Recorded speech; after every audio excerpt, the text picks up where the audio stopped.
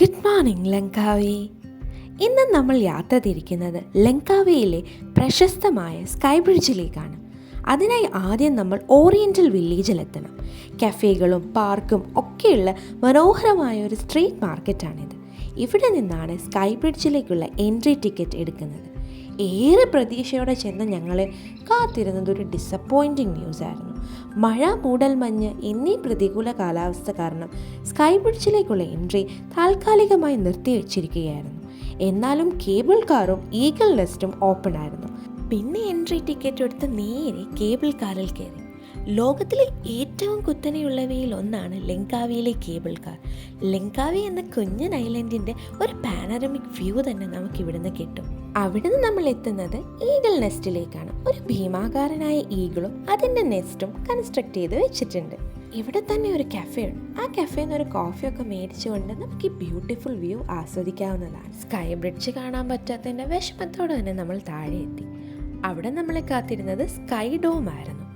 Dome shaped 3D screen. അവിടെ ഒരു animation show ഒക്കെ കഴിഞ്ഞ് നേരെ 3D ആർട്ട് ഗാലറിയിലേക്ക് പോയി.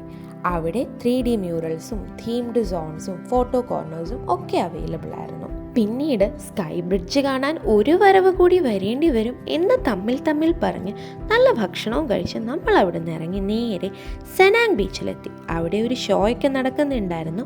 പിന്നീടാണ് ഇന്നത്തെ ദിവസത്തിൻ്റെ എക്സൈറ്റിംഗ് പാർട്ടിലേക്ക് പോയത്, ദ നൈറ്റ് മാർക്കറ്റ്.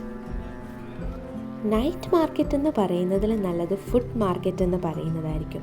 ഒരുപാട് വെറൈറ്റി ഓഫ് ഫുഡ് ഐറ്റംസ് അവിടെ അവൈലബിൾ ആയിരുന്നു. ഇവിടുത്തെ തനത് സാംസ്കാരിക ഭക്ഷണം മുതൽ ബർഗറും പിസയും ഫ്രഞ്ച് ഫ്രൈസും ഡോണറ്റും കേക്കും പേസ്ട്രീസും സ്പ്രിംഗ് റോൾസും ഫ്രൈഡ് നൂഡിൽസും ഫ്രൈഡ് ചിക്കൻ വിങ്സും ക്രിസ്പി ഫ്രൈഡ് ബനാനാസും അങ്ങനെ പേരറിയുന്നതും അറിയാത്തതുമായിട്ടുള്ള ഒരുപാട് വെറൈറ്റി ഓഫ് ഫുഡ് ഐറ്റംസ്. ചിലതൊക്കെ നമ്മൾ ട്രൈ ചെയ്തു, ചിലതൊക്കെ നമ്മൾ കണ്ടുവിട്ടു. പിന്നെ ലൈവായിട്ട് അവിടെ ബർഗറും പിസയും ഒക്കെ ഉണ്ടാക്കി തരുന്നുണ്ടായിരുന്നു. വേണ്ട ഇൻഗ്രീഡിയൻസ് പറഞ്ഞു കഴിഞ്ഞാൽ അവരതനുസരിച്ച് ആഡ് ചെയ്ത് നമുക്ക് ഉണ്ടാക്കി തരും. കൂടാതെ ചെറിയ സ്റ്റേഷനറി സ്റ്റോഴ്സ് അവരവിടെ സെറ്റ് ചെയ്തിട്ടുണ്ടായിരുന്നു. അവിടെ നമുക്ക് സ്റ്റേഷനറി ഐറ്റംസ്, ഡ്രസ് മെറ്റീരിയൽസ് ഒക്കെ പർച്ചേസ് ചെയ്യാം.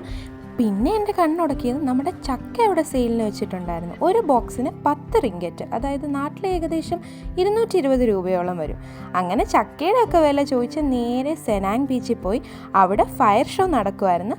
പിന്നെ ഫയർ ഷോ ഒക്കെ കണ്ട് അന്നത്തെ ദിവസം എൻഡ് ചെയ്തു. എന്നാൽ പിന്നെ നാളെ കാണാം. Good night.